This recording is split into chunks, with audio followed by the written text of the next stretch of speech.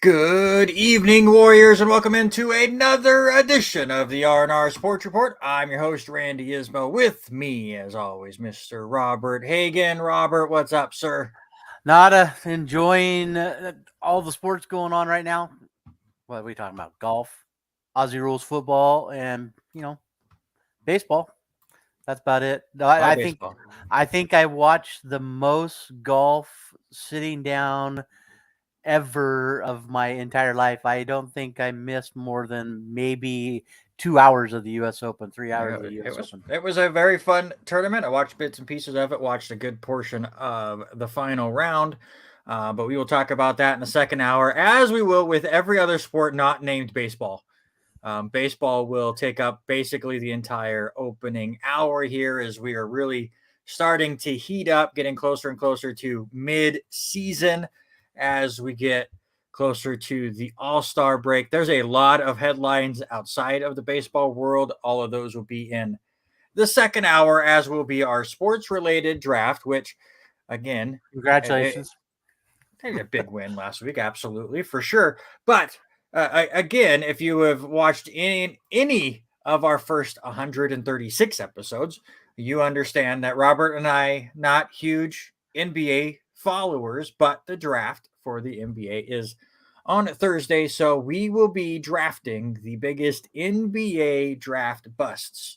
That will be at the top of the next hour, along with all of the other sports related topics over there. But a lot of baseball is going to be coming your way. And let's start it off with teams that right now are really starting to get themselves back into the hunt. Some of them in surprising fashion. Cincinnati right now on a 9-game winning streak.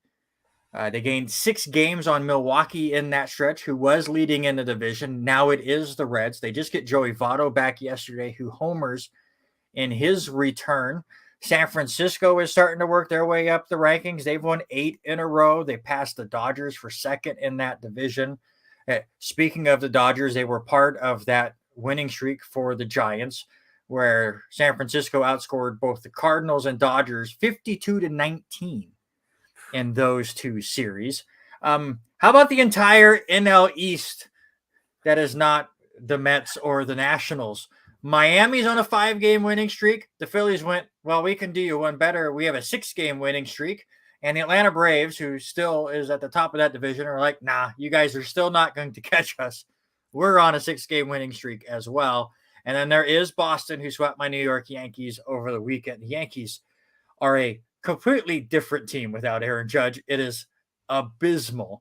But Boston, hanging in there, got themselves back over 500. They're within 2 games of the wild card on a 5-game winning streak. Out of those, we'll take out Atlanta because we feel like they're contenders. But out of the other 5 who have really helped their playoff chances here in the last week or so, which team really surprises you, and which one can really sustain this momentum and stay in the playoff hunt? I think it's got to be probably Cincinnati. Who would have figured Cincinnati would have been that team to make their big changes? Now Joey Votto's back.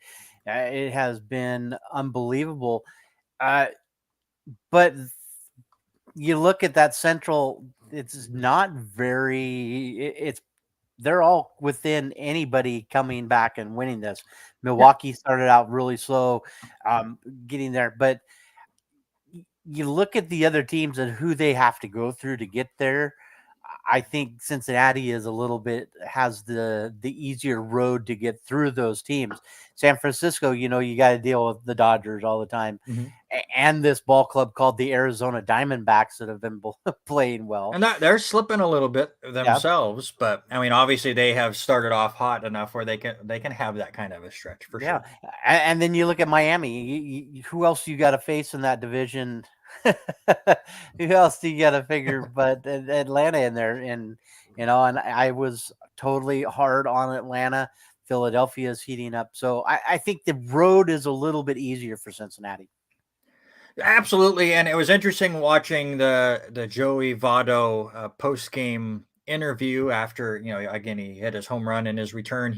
We'll talk about him a little bit later, but he said there's just a different feel in that locker room right now. A lot of young players for Cincinnati. There's still a couple of top prospects that they would like to come up. One is kind of getting held back because Votto returned, and just the energy in that dugout is one of those that is a bunch of young kids that just believe. And the Reds have not had success over any recent history. Obviously, you look a bit farther back in the record books, and Cincinnati is a storied franchise for sure, but they've definitely struggled. But as you said, the NL Central right now is a swamp. It's a complete mess. St. Louis, your World Series champion prediction, is 30-43. They have won 3 in a row themselves, and they're only 8 games out, which is sad. Cincinnati and Milwaukee right now, the only 2 teams over 500 in the NL Central. It's just a complete mess. There's only one team in that division that has a positive run differential, and that's the Chicago Cubs, who are in 4th place right now at 34-38. So while it's still anybody's ball game, that's also the issue for Cincinnati. It's anybody's ball game at this point. Will St. Louis get things turned around, or will they become sellers? That is a really interesting thing we'll see over the next few weeks. Miami is in that same boat as they have. I mean, Cincinnati just brought up Elly De La Cruz. There's a De La Cruz for Miami, and they've been red hot as well. They are 11 games over 500 with a negative 13 run differential, which is wild to me. They've only scored 300 runs, which puts them down there in the depths of the Washington Nationals and the Chicago White Sox, who have really struggled this year. But the pitching has been so good. So while I don't think the Marlins can catch Atlanta for the division lead, there's 3 wild cards out there. Miami is in that top spot. Pitching alone, I think Miami is starting to build themselves in a pretty good position. Yeah, and that's 100% true. And the talent that's coming out of Miami too, with how hot. I'm drawing a blank now. It's been one of those days.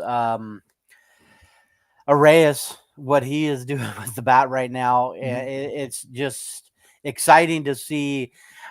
Maybe it's that what is a little bit more exciting this year is it's not the normal teams that are and it's the normal, it's the newer clubs coming up, the younger clubs that are making things happen. And like we talked last week, the NL, everybody's still in it, and so that's the biggest part of it. With as little games back there is. Yeah, I was updating the standings, as you can see on the screen earlier today, and I'll bring up the American League in a minute when we start talking more about them. But you just look on the wild card, the playoff race right now. Every single team moved up or down at least one spot since our last show on Tuesday. It's a very fluid situation in the National League. A lot of teams are on streaks. Some of them hot, some of them are not. But there you go. You look at those 2 of the teams we've been talking about a little bit, Miami and San Francisco already now the top 2 wild card teams. I watched a good portion of the San Francisco game as they were taking on the Padres last night, as I usually, especially if we're like working on a puzzle or something, or just kind of trying to relax, I'll turn on one of the West Coast games, and it usually ends up being the Dodgers or the Giants that I'll end up turning on. And the Giants were trailing for most of that game against the Padres, but never really back down, and Yastrzemski absolutely destroyed a baseball in the 10th inning after they were able to make the comeback. That's another team that we've seen over the last 20 years where nobody will buy into them, and then they go on and win a World Series. They did it 3 times in a 5-year span with a roster that nobody really believed in either. And Philadelphia did this last year, where they kind of were under the radar and snuck in there as a wild card team, and nobody believed in them. And kaboom! All of a sudden, they are in the World Series right now, a game behind the Dodgers. So the National League is really, really interesting. We talked about it last week, but now as you see some of these winning streaks going on, it's just going to get even more and more complicated as the season goes on. Again, we're not even halfway through. Yeah, and a lot happening, going to happen up until we got All-Star break 1 week away, so things are going to get really interesting now. Hoping to see if you guys get rested up, who comes back, some of these guys that don't. So it's going to be interesting. For me, it's going to boil down to two teams that you talked about in this first part. Can Cincinnati with the youth stay up and still stay ahead of this group? And Miami, I think Miami is the other one. Can they? And I've doubted Atlanta all year, and when we talked about it, Miami's staying in the hunt there. And so can they put and force the issue with the Braves and what they're doing? With that said, we'll have the scoreboard a little bit later on in the show. The Marlins winning streak is now snapped. They just lost to Toronto 2-0. The one team that was on a winning streak in the American League was the Boston Red Sox. However, even with that winning streak right now, they are still in last place in that ridiculous AL East. They were a half game behind Toronto coming in to today. I just said the Blue Jays were able to get a win. The Yankees right now are ahead of somebody's other favorite team that is costing me the ability to watch my team. I appreciate that very much. However, Boston is another team that is filled with a lot of young talent. There's some veterans that really have not played well, but it's really been their defense that has really put them behind the 8 ball. Is a team like Boston even able to scare somebody of getting into the playoffs? They're only a game and a half out of the wild card now with this 5-game winning streak. Yeah, it's for the big part is what's going to happen. Can they get Tanner back in the pitching rotation? You look at that. Relax. Yeah, that's good, Eric. You look at the rotation. That's I think their biggest flaw and what they've got. They've got some talent, in the bullpen, with Jansen, Schreiber, and that. But can they keep their starting rotation healthy enough to keep them in ball games? I think that's what happens. Is what I've seen with Boston so far this year is they get out of contention early in some of their ball games, and so they've got some unbelievable talent. Yes, you've got Justin Turner, who's basically just DHing. You've got Christian Arroyo. You've got talent on this ball club. I think it boils down to that pitching staff. Yeah, for sure. A couple teams that I want to point out that were not put on my notes as far as the winning streaks go, but have been really red hot lately in the American League. One obviously is the Baltimore Orioles. They've won 7 of their last 10. They have cut the Tampa Bay lead down to 5, and it's great that it is Tampa Bay and Baltimore going on right now, as it is Baltimore up 7-6 over the Rays. So Eric and Denny can have their battle going on in the comic section while we do the rest of the show. It'll be fun. But the other team is the Los Angeles Angels, who we've talked about them wasting away the talent of Shohei Ohtani and Mike Trout. Now they're really starting to build this momentum, as you can see on the standings. They jumped 3 different teams in the last week. They're now in the second wild card spot. Currently, they've won 7 of their last 10. They're only 5 games behind the Rangers. They have a really big series with the Dodgers here during the middle of this week. Are the Angels for real? When you got Shohei Ohtani and what he's doing out of the plate, it's just crazy. And to see how many people they've had on and off of the injured reserve, and they're still able to pull out games and win. You've got Rendon, who is on the IL, but you look at some of these other names. Hunter Renfroe is helping out with the bats. Trout is it's playing just Ohtani. okay. It's just Ohtani. And that's the thing. Ohtani cracking. Did you see that? I should have made a screenshot of it and put it on a slide. I need to get better at doing stuff like that. But have you seen the screenshot that was going around about the Angels stat leaders? It's all Ohtani. Ohtani leads every single category except for like one in both batting and pitching for team leaders for the Angels. I'll see if I can find this picture. You keep talking for a minute. Yeah, I think that's his big thing. And right now, him with batting right now right at 300 on the year, 24 home runs. It's just nuts that they are relying on this player so much, and him being a two-way player, knowing you're going to get the ball every 5 to 6 days and relying on that arm. But, it can't be just about him. And then they've got to find a little bit more offense.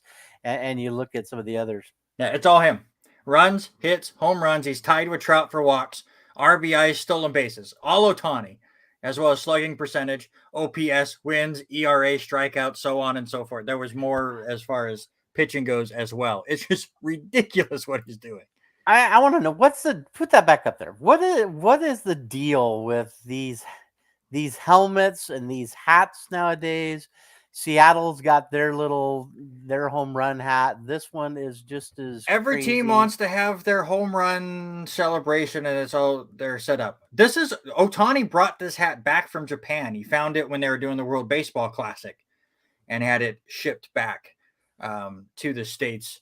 And that became their thing. Toronto really, I want to say, was one of the first ones with their home run coat or whatever. It started out as just goofy ways that the players would run down the dugout area. Like the Yankees had a makeshift camera for a while with a box. It's like every team is just trying to come up with a goofy thing. Who had, and I don't remember, it could be one of the college teams right now.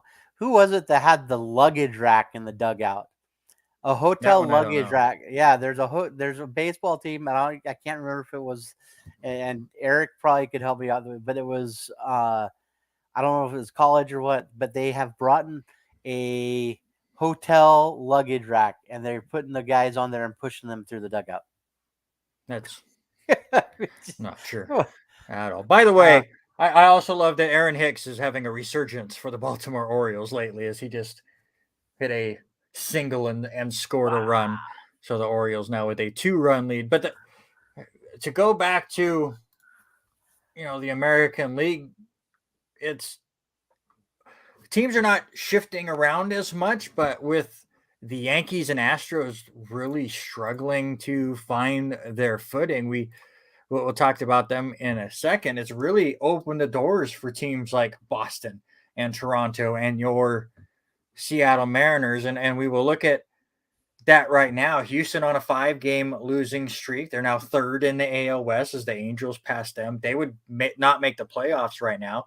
Yankees have lost 4 straight and have absolutely struggled as of late. Right now, they would be the last team in, and the stat difference between for their offense with Aaron Judge and without is ridiculous. Yes, Shohei Ohtani is your MVP right now, but if you just want to go by the way the teams perform when the guy plays and not, Aaron Judge might still have an argument at the point. It's like a 2-run differential right now from when Judge plays and when he doesn't. It's shocking what the Yankees are doing. And then Toronto, they do get the win today, but that young batting core that came up a few years ago and we expected were just going to take the league by storm and dominate still has not really been able to do so. Out of those three teams, Houston, Yankees, Toronto, which one is most likely to turn things around in your eyes? I think it's got to be it's got to be your Yankees. I think they're the bigger one. They've got to keep them healthy. Yes, I just found that Texas A&M. You'll have to look at that, Randy. If you Google Texas A&M um, uh, dugout celebration or whatever, but I think that's what it is. It's got to be the big thing of getting Judge healthy. And I'm going to pose this question to you, and I thought about it earlier when you had this on here.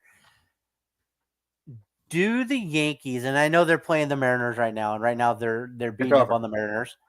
Is it over by now? It's over. Okay. They're not playing the Mariners anymore. They beat the Mariners. Okay. So with that being said, you've got a couple more games there. Mm-hmm. And then you look at the rest of their. Are you bringing up the schedule? Yes, I'm bringing up the schedule. So I'm being honest. I want to know. Go for it. Do you think that there's the opportunity of keeping him out? Yes, they do play the Rangers in a 3-game set. Then they have Oakland, and then they have St. Louis. So they've got 2 more series that are very. I'm going to be nice about very weak. Mm-hmm. Is it a smart thing now that they keep Judge out until after the All-Star? We'll talk about what's going on with him in a little bit later when we get to the news. But they might not have a choice, which is the most frustrating part. Is just things are not healing in his foot. I blame the Dodgers for this and their shoddy goddamn stadium. I blame Judge for being so reckless out there in right field, and I blame Aaron Boone. Because I'm just used to blaming it's Aaron Boone at this point. No, I wait till he's healthy because you really need him towards the stretch. I don't want him to come back for 3 days and then something go wrong. And I get them holding on, and they're still right now in the playoff hunt. They still make the playoffs if things stop today, but somebody else has to step up. Stanton, Donaldson, Rizzo finally got things going today, but he was piss poor the last month or so. Volpe has not panned out at all as far as the prospect goes. Torres continues to make mistakes. He thinks he's Robinson Cano. If you ever watch him in the field, he feels like Robinson Cano, but he's just not as good. Right. And there's just a lot of great talent on that lineup that really needs to step up. And then the ones that are stepping up are the Jake Bauers of the world that you've never heard of. McKinney hit a 2-run home run today against the Mariners. Nobody ever heard of that name before. And he's a starting outfielder right now for the Yankees, something nobody saw. It was nice as the Mariners have blacked out my ability to watch the Yankees because the Mariners are the only team that are in market for me. I did watch the first couple of innings of the Yankees AA team today, because Carlos Rodon was making his first rehab start, and he looked really good for his first 3 innings. So I'm excited to see him come back in a week or so. But I don't know. As far as answering my own question, it's Houston. Right?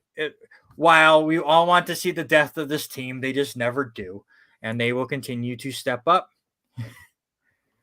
No, I gotta watch my team, man. It's better when Oakland is blacked out, so you don't have to watch your team lose all these games. But no, it's Houston. They're the ones that'll turn things around for sure. On the other end, real quick, Pittsburgh and the Dodgers both struggling. The Dodgers losing their last 3. They've dropped to 3rd. Pittsburgh was leading that division a week ago. They've lost 7 games in a row. They were 4 games over 500, now 3 games under, and they went from 1st to 3rd in that tight NL Central. Which one of those teams do you believe will turn it around? I think with things going on, it's going to have to be. I want to say Pittsburgh because they started out like a house of fire, and I think they. With the youth, and we've talked about youth all day today. I think they're very young and able can do things. So, they're right now just 3 games out. I think having a down week, but they've got to turn around the run differential.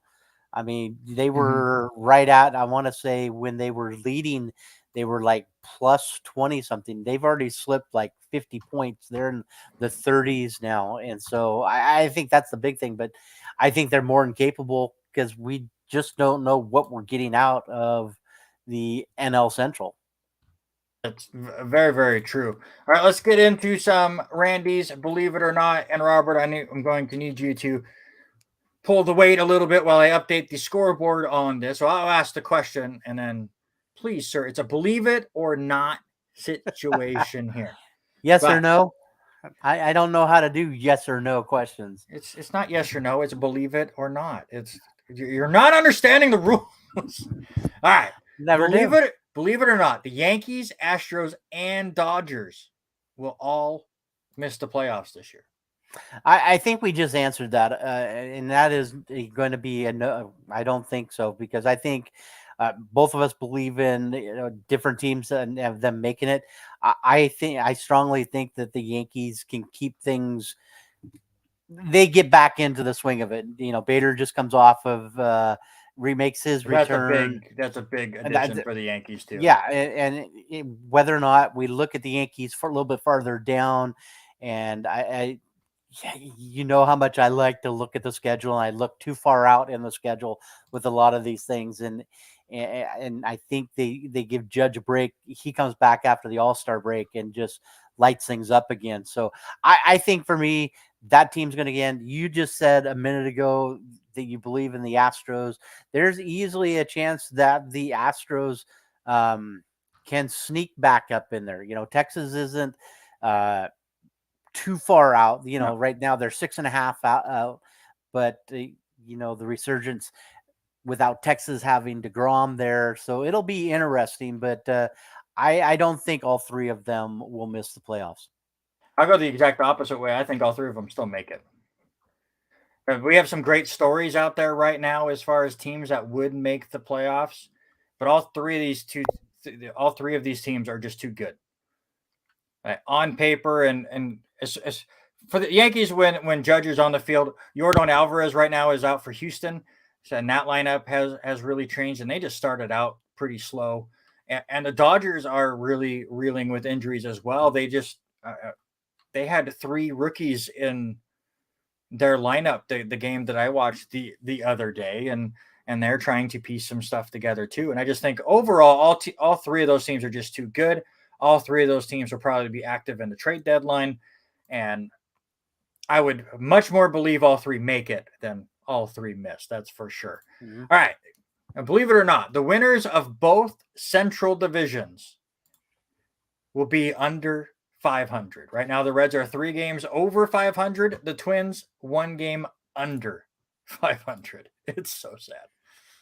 And what's weird about that is last year Cleveland come out like a house of fire, and they ran away with that division quite early last year through April, May, and June, got themselves so far ahead. So I don't think both of them are. So I'm going to say no. I think it'll end up being, we know how these teams even themselves out. We talk about it all the time that the judging time is of Memorial Day, when we start to see, our power rankings start staying the same and these teams start staying the same. I think that's going to happen here pretty quickly, and things will start getting to the point where we're going to start seeing that cream come up a little bit more in each of those divisions. But now with everything it doesn't go very hard to get the top of that division. That's for sure. But I'm wondering too, now that we see the schedule, the way that the schedule is set up a little bit more balanced, they're not making near as many longer road trips, that kind of stuff. Does it have an effect on these teams, especially where they're, middle of the road teams? I think it does. I think both of these divisions will come back out, and it'll be where they're going to be over 500. Are they a bunch over 500? I don't think so, but I believe both of them will be. Well, the one thing you also have to remember is that Major League Baseball evened out these schedules. It used to be, all right, well, the Central will benefit because they're all just playing each other, and I think what 16 to 18 games against each of your divisional opponents, and you kind of feast on your own division a little bit, and you can keep yourself over 500. That's not the case. You don't play as many games against your division. So I do think it is very possible, and I do believe that both division winners will end up being under 500. One, because the AL Central is just so bad. I do think Minnesota is the best of that horrible division, and the NL Central is just too streaky that they're going to go bounce back and forth. But 500 is going to be right in that picture the whole way. Last one here for Randy's Believe It or Not, and Mike Taco being in the comment section is perfect for this. We've been talking about the Oakland Athletics for weeks, about them challenging the 2003 Detroit Tigers for the worst 162 game record in Major League Baseball history. Of course, the Tigers were 43 and 119, a 265 winning percentage in that year. Believe it or not, Oakland and Kansas City will both pass that record this year. Again, the winning percentage for the Tigers in 2003 was 265. Currently, the Royals are at 264 at 19 and 53. Oakland has a couple more losses. They're 19 and 55 at a 257 winning percentage. I'm gonna say I think so. I'm gonna say I think so. Well, I just said it a minute ago, Mike. You're I believe hosting the Yankees next week. So just where you know. There's a couple wins for you, I'm sure. Yeah. So yeah. I think Kansas City and the Las Vegas A's are both going to be in the past the Detroit Tigers. And yes, I did say that. Las Vegas A's. Do they change their name when they move? I think so. They'll keep it Athletics, but they're not going to stay. They're not going to be the Oakland A's when they're in Vegas. No, I mean, do they keep them the A's, or do they just come up with a whole new nickname beside in Las Vegas? No, they'll come up with a whole new thing, I think. Yeah. No, I guess they didn't with the Raiders, so maybe not. Maybe they'll keep the Athletics. Yeah, I think both of these teams, the way they're playing, the talent is not there. And to be fair, the A's, I mean, you can make it look more like a card. They won't be the Aces. They'll just be the A's, but the A can still be Aces in a way because they already have an Aces for Las Vegas as far as the minor league stuff goes. So the Las Vegas Sinners. Yeah. Yeah. And true. They were also the A's and all the other places. So yeah, I do think they will keep it there. All right. Here is your scoreboard update. Couple of finals for you so far. The Royals with a 1-0 win over the Tigers. Toronto blanks Miami, ending their winning streak 2-0. Yankees get the win over Seattle 3-1. It was very close to finishing by the time I got this updated. So at this point, Atlanta might have beaten Philadelphia 4-1, but that one right now is the bottom of the ninth. Orioles with an 8-6 lead over the Rays in the 8th inning. Cardinals trying to continue their little winning streak. They're up 7-2 over the Nationals. That one in the ninth. Cubs over the Pirates 4-0 in the ninth. Reds trying to stay red hot. Haha, puns intended and stuff. They're over the Rockies 8-2 in the 8th inning. A's and Guardians tied at 2 in the 8th. Red Sox over the Twins 4-0 in the 7th. Diamondbacks over the Brewers 4-3 in the 5th. Houston is blanking the Mets 3-0 in the 6th. The White Sox rather over the Rangers 3-2 in the 5th. And still to start, a good one with the Padres and Giants, and a fun one, a battle of LA, Dodgers and Angels. I think right now it's a crazy one. We'll talk about them a little bit more here a little bit later. Lots of runners left on base. Right now, LSU leads Tennessee in the last College World Series one going on right now. And it is a final. It's 4-2. Ends up being the final, Braves over the Phillies. So there you go. There's one extra final I can add to my thing. All right. Let's get into some just normal Major League Baseball news. We've talked about it already. The Freeway Series. I will not. It's nothing free about that place. That's for sure. We talked about Aaron Judge. He had another plasma injection in his sprained toe. Will he be back before the All-Star break? We're not sure. Gio Urshela for the Angels has left a pelvis fracture and has been placed on the 10-day injured list. Another one of those Angel injuries right now that they are trying to battle through. And an interesting one, David Freese declines his offer to be inducted into the St. Louis Cardinals Hall of Fame. I get why the fans voted him in because of what he was able to do in those World Series, a couple of huge home runs in that World Series, a couple of clutch hits where the the Cardinals were down to their final strike at those moments, and he came up with the big hits. But I also get it where, other than that World Series, he was an okay player. So, thoughts on David Freese declining going into the St. Louis Hall of Fame? I was a little bit shocked when I read it, but you hit it just a second ago. The only time he really came out was in that 2011 championship series. Yeah, MVP of it, World Series MVP, what he did during that time. But that I don't want to say those playoffs is what defined who he was. I think that's where he's looking at is the overall longevity of his career. And I mean, for me, that just tells me how humbling he is, and to the point of, it was about the whole entire team. Yes, I had a great series, but I don't want to go in based on just a minute part of games that series that are 162 game schedules every year, and he got into a section of the playoffs that made him eligible, and I think that is where he's coming from. But does that change at all when it's the fans that vote you in? Does that change the humbleness and going, thank you, fans, for recognizing me in this situation and doing their wishes? It's a little different between a league Hall of Fame and a team Hall of Fame. It's a little bit different, I think. To me, there are players, I think, across the board in every major league team that have their Hall of Fames where you have a player or two that you go, really, him?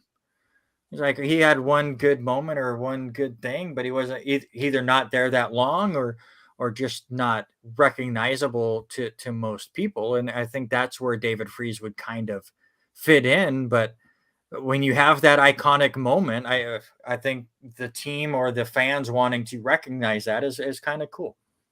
Yeah, and that's the thing. You look at his 5-year stint in St. Louis, and 5 of his 11 years there. So he played well.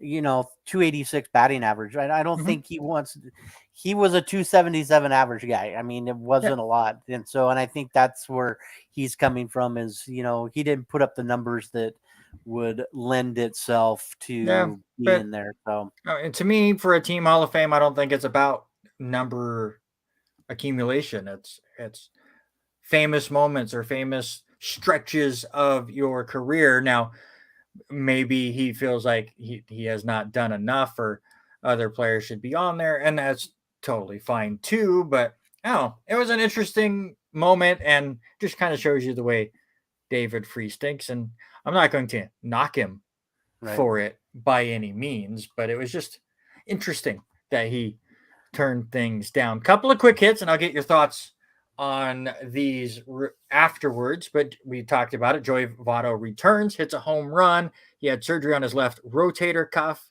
and biceps all the way back in last August. It was cool to see him back. He is, I've said it many times on this show, he is my favorite non-Yankee player. He is so much fun. He plays with a complete fire, and sometimes it gets a little over the top, but he's a lot of fun. Luis Arraez, sir, went 5 for 5 on Monday to get back to 400. Did not see what he did in the shutout loss against Toronto. Let me look real quick. Arraez went 1 for 4, so I'm sure he's back under 400 as we speak. And I watched this game, but Emmett Sheehan, a rookie for the Los Angeles Dodgers, made his Major League Baseball debut on Friday night and did not allow a hit through 6 innings, was pulled from the game, and Well, the bullpen completely imploded, and the Dodgers lost that game 7-5 in 10 innings. In the 6 innings, Sheehan had 3 strikeouts. He walked 2 in 89 pitches. And Dave Roberts has done this before, as he pulled Ross Stripling on his Major League Baseball debut with a no-hitter through 7 1/3. Thoughts on those 3 stories? We talked a lot about what Joey Votto does to the game and what he does. Yes, he plays what you said, the term plays with fire. He does. But it's giving back to some of these fans that come out to watch him on a daily. The story last year with him and the young lady coming to the game. It's still one of those stories that pulls at your string a little bit. So I like him. He's one of those guys that, you're going to follow him. He's kind of that all-around guy you want to have on your team. So I think it's great. Luis right now, and I just did look it up. He is now back under 400. He's at 398. Yeah, what a bum. Can he keep it up? I mean, it's going to have to, he's going to have to keep games of 2 for 3, 3 for 4 games. But we're right now, they have played 60. He's played in 68 games. So it's going to be a lot on him to get through the next 3 months. So do I think he gets there? It's a great story. I think he's going to fall short of 400. So, but that's a cool story we're following right now. And Sheehan, and another great young story coming out. I mean, right now there's been a couple of pitchers that are on TCU that I watched some highlights with over the college baseball things going on right now that are throwing better curveballs and fastballs. I'm excited for these young players that are coming up and to see what, now with Sheehan making his way, could he be that fixture for the Dodgers and to be that number 4 guy, number 5 guy that becomes a little bit more of a workhorse. I love what I'm seeing with some of the youth with the pitchers, and it's exciting. And so I think he might be a guy that we need to look for towards the end of being that great four-hole guy that is going to be every 5 days. He's going to get the ball and give you innings. Not necessarily wins. And to be fair, I watched this entire Sheehan start, and he was not overpowering by any means. Again, only the 3 strikeouts. But he did a good job of creating some soft contact, and the hard contact just ended up in gloves. But if you ever get a chance, go back. It was the Friday game against the Dodgers and the Giants, and just go back and watch the highlights and just watch Sheehan's face as Mookie Betts makes a diving catch out there in right field. Or the team pulls off a great play in the infield. Is the commentators made a joke about it at some point, basically going, is like Sheehan's going, oh my God, I have a defense behind me. Some of the plays that they were making that you just don't see in AA and AAA. And it was impressive there. Will Sheehan stay up in the majors? We will see. And he will continue to get more and more looks, but it was a pretty cool first day for him, family, of course, in the crowd and having a good time. All right, let's get to it. Let's get to our weekly awards, and let's go ahead and start with our standout batter. Who you got? Listen, I'm surprised you didn't. I left him there thinking you were going to take him, but you didn't. I ended up going with a guy that I've been hard on this team, and he has been kind of a facet here over the last little bit. Generated 11 RBIs over the last little bit, and that is Eddie Rosario for Atlanta. 9 runs scored, 5 home runs, hitting lots of long balls, but the big one is generating the RBIs right now, and 6 walks. So he had a great week this past week. Yeah, I mean, he was fine, but he was not the best player for Atlanta. It's Michael Harris, who's been absolutely fantastic, the center fielder for the Braves.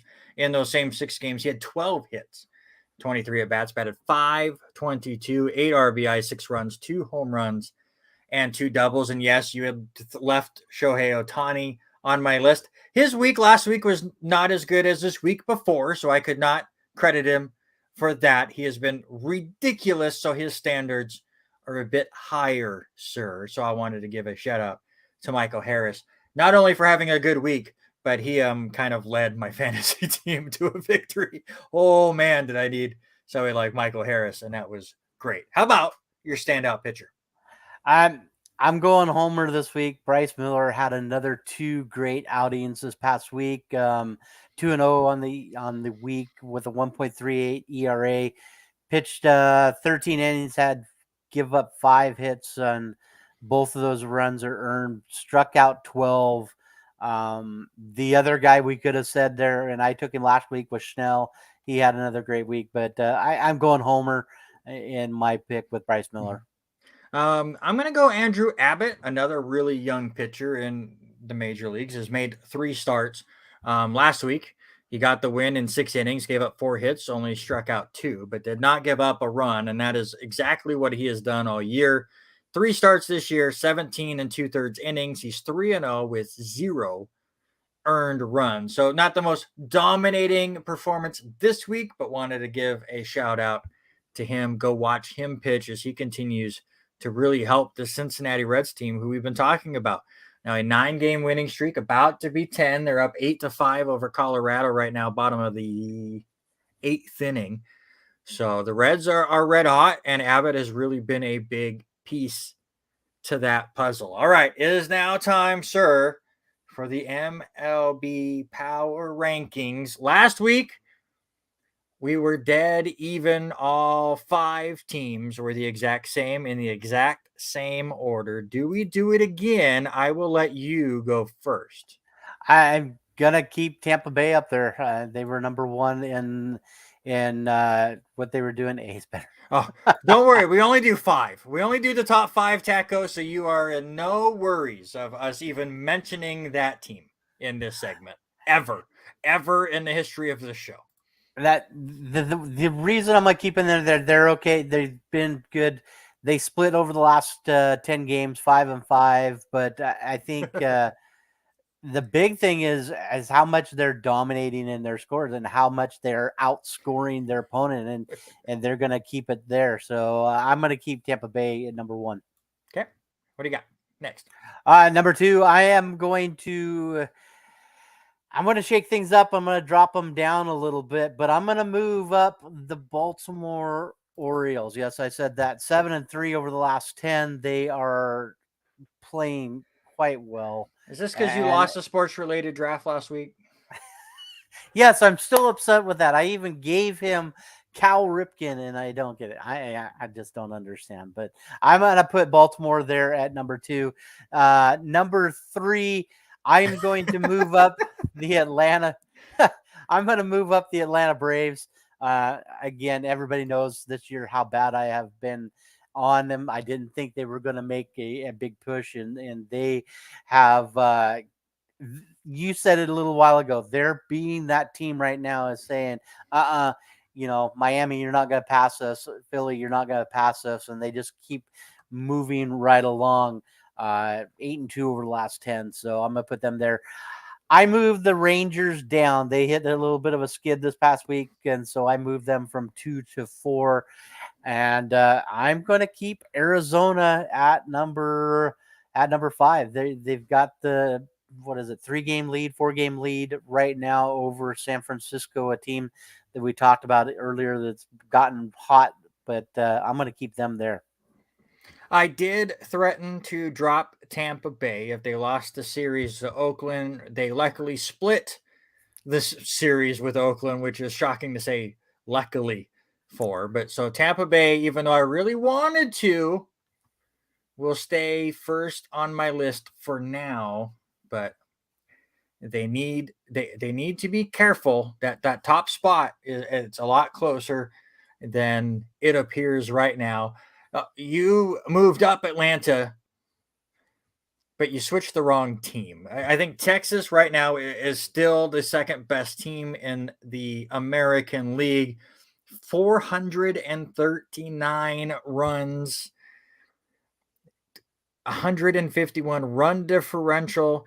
Yes, they struggled there in the middle part of the week. They've won their last 3. Expected win-loss based on a bunch of different stats is at 49-23, which is second best in the league.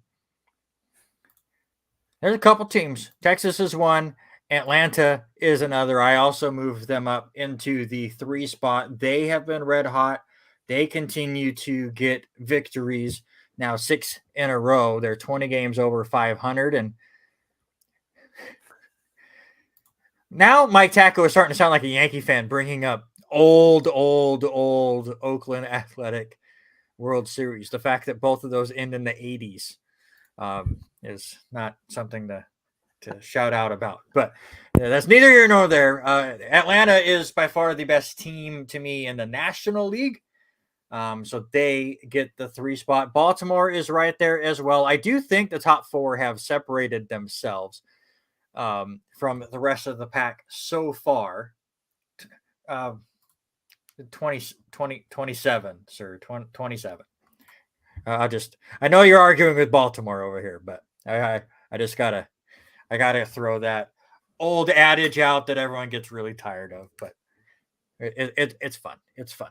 But yeah, these are the top 4 teams. I don't think there's any argument that these are the 4 best teams right now in Major League Baseball. Then it gets really interesting from here. Who is the 5th team? And I changed it 6 or 7 times today when I was working on notes and looking at different stuff and trying to figure out, is it still Arizona? Is it Miami? The Giants have really turned things around. The Angels have really turned things around. You know who is number 5 on my power rankings? Shohei Ohtani. Shohei Ohtani, who you thought I was going to put as my batter of the week. He's just my 5th best team of the week, all by himself. The man is ridiculous. Again, we already brought up all those stats where he leads the Angels in just about everything. And while I thought about putting the Angels up here as they turned it around, I could not. And instead, it's Shohei Ohtani. No, it's really the Diamondbacks. But I really wanted to put the Angels up here because of what Ohtani has done. I could not do so. Not quite ready to put Miami up there just yet. So while the Diamondbacks have slumped a little bit, I do think they hold on to that 5th spot. So there you go. Those are our power rankings. Let us know in the comments who your top 5 teams are as of this week. I'm sure the top 4 are going to be the same 4 teams in whatever order you so choose. And then the 5th team will be very, very interesting. Name the last champion team that won it with a league MVP. That's a good question because it's been a while. Man, that's a really good question.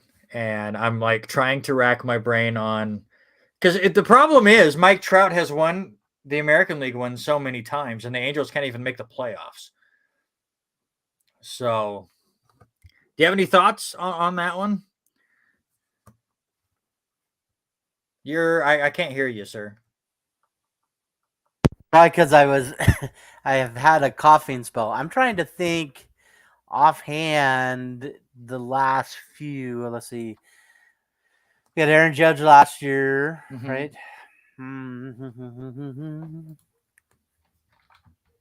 Wow. I get it. Was it in the 2000? I'm asking Denny. It can't be super I don't think far it's back. I wouldn't think. Maybe Albert Pujols was that when the Cardinals won it. I could be wrong. I think it's earlier than that. When's the year that the Dodgers won theirs? Is it like a Freddie Freeman? Well, I guess Freeman joined them later. So is it like somebody on the Dodgers that ended up winning it? That's a really good question. I don't know. What is the answer, Danny? Let us know. Guys, either way, you stumped us. We could not think of. Maybe it's Buster Posey, because I know he's won an MVP at some point, and the Giants won a bunch. So that'll be my official guess, is Buster Posey. Eric's got a guess of 2017 with Altuve. Is that when Oh, Houston is won that when it? he stole it from Aaron Judge? That one should not count. That one doesn't count. Well, Doesn't count. wasn't that the year? No, he was in my Giancarlo was with that same year, was it not? Yeah, but there's He was, American League and a and National League. and that, but that's when he was with the Marlins with the Fish. So I'm curious. I want to know that. I think it's a little bit farther back, but We don't talk about that year, Eric. Why would you do such a thing? I need a garbage can right now. Hold on. I need to empty my garbage can. It's heavy. All right. Catch us up on the NCAA College Baseball World Series. Robert, stop it. We're almost done with. I told you the first hour was all baseball, and then we're going to get into all the other fun stuff. So you calm down and just play your Zelda game or something. I don't know. We're almost there. We're almost through the first hour. You've almost made it. All right. College Baseball World Series. What's been happening? Well, it has been quite an interesting baseball start in Omaha. Lots of games close. We've already down to hopefully 4 teams here tonight. Mookie Betts. Probably for the Red Sox. I'm starting to be intrigued if I'm trying to remember when he won it. Anyways, get to your thing. Anyway, unbelievable games. Out of the first 6 games alone, it was 1-run games, all except for one of them. Oral Roberts TCU, which was the Cinderella Oral Roberts, finally goes down today in a rematch of game number 1, where TCU kind of just beat up on them. I have not watched the highlights. Today has been a crazy busy day, but TCU ends up winning that one today, 6-1. Wake Forest has been dominant. They have played quite well. They came back in the first game that they played. I believe that was game number 3 of the series. Come back and beat Stanford. There's been some unbelievable defense in all of these games, but right now we're down to the final ones. As I've been up and down all that, you've laughed every time I look up, but right now LSU leads Tennessee 5-0. So that one is almost set. So tomorrow it will be Florida versus TCU, and that one will happen 11 o'clock. Florida has to win. If Florida wins, they move on to the finals, and then it looks like it's going to be right now. LSU has got 2 on, 2 out, and Tennessee has just left way too many base runners on tonight. It looks like it's going to be LSU playing against Wake Forest. Same situation tomorrow.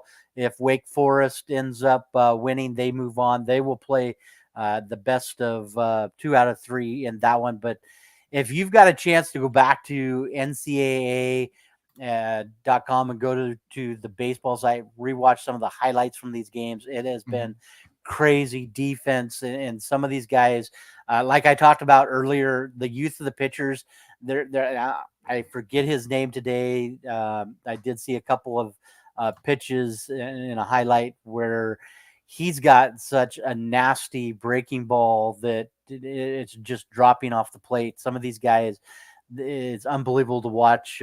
Cruz has had a couple of good ones for LSU. He had another home run tonight. So that game is about ready to go final here in a minute. But tomorrow, Florida versus TCU at 11 o'clock in the morning. And then Wake Forest will be taking on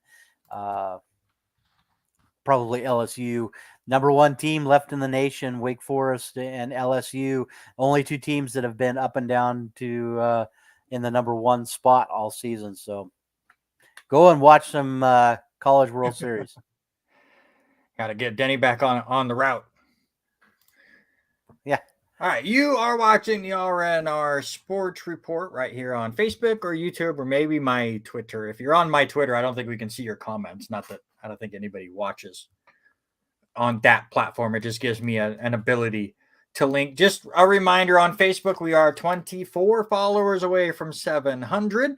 We still need a suggestion for when we do hit 700. We still need to pay off the 600 follower bet, sir.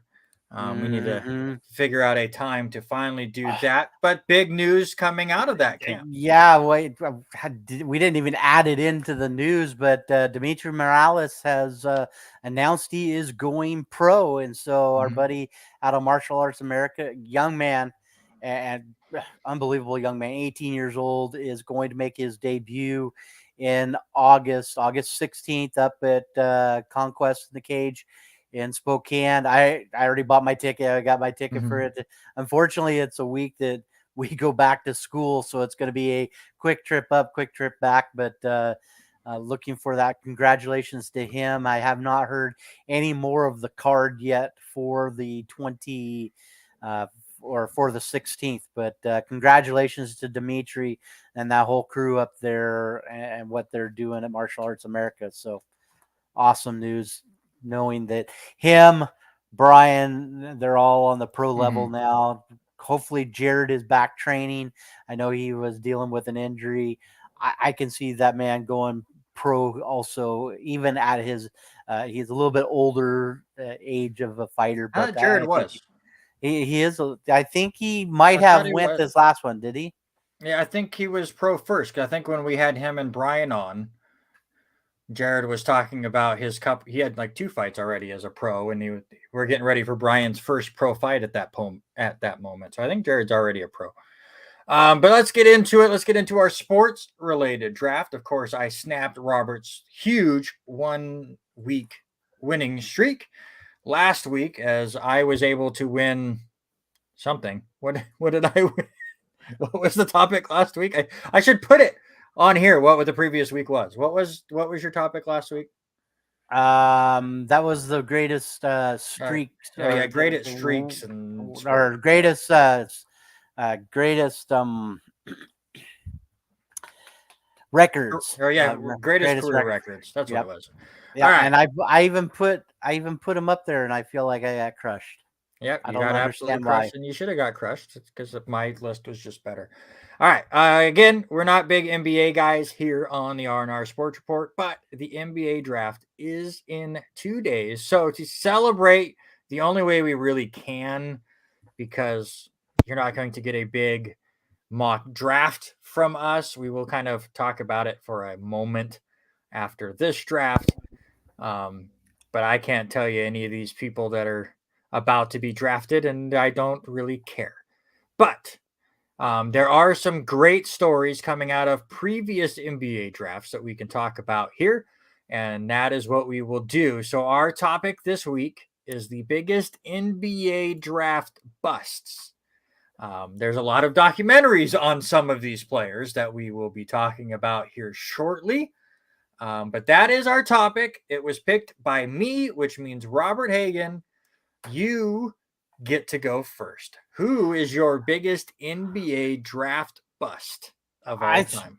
I struggled with this one because I some of the names I had no clue, never heard of, and then like you said, it makes sense. If you didn't hear the name, it means they were that bad. But I'm going to go with a guy that played for a West Coast NBA team, and I'm going to go Greg Oden. The reason I go Greg Oden is what he look at that. Denny Grubb is already putting down what I'm feeling here. Greg Oden played 1 year for Ohio State and put up decent numbers at Ohio State in the college level. He gets averaged over 15 points a game, almost 16 points a game, almost 10 rebounds per game. Looked at that double-double, and then it's like the wheels fell off for this man. He gets drafted and plays for Portland, doesn't play the first year because of knee injury. And then I want to say 2 years into his thing, he doesn't play 2 more years for the Trailblazers. Had 4 seasons where he had the injury. And then when he plays for these teams, he played for Portland, he played for Miami, just couldn't get the average up, couldn't get it there. I mean, he averaged 8 points a game and 6 rebounds, barely made 22 minutes a game. And then he get to Miami, he averaged less than 10 minutes a game. So he just didn't work out for a big man that should have been very dominant in the paint. That kind of goes with the territory with these NBA drafts a lot. The big men just can't quite relate, whether they just can't battle with the size that's already in the league, or with Greg Oden.